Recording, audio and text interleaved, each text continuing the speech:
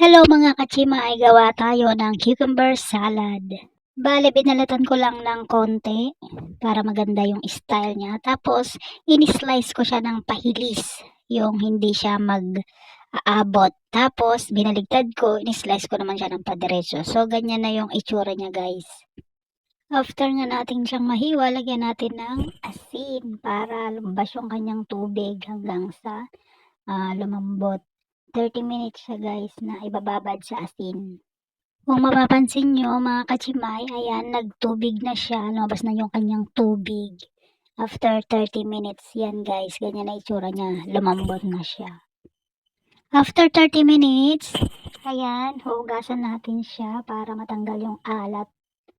Yan, ganyan, tapos pipigain. At kapag okay na siya, ayan, titimplahan mo siya ng mga sangkap. May sesame oil, white vinegar, garlic, konting paminta, sesame seed. Ayan, napakasarap niya. Paki-like ang video kung nagustuhan mo ang ating cucumber salad.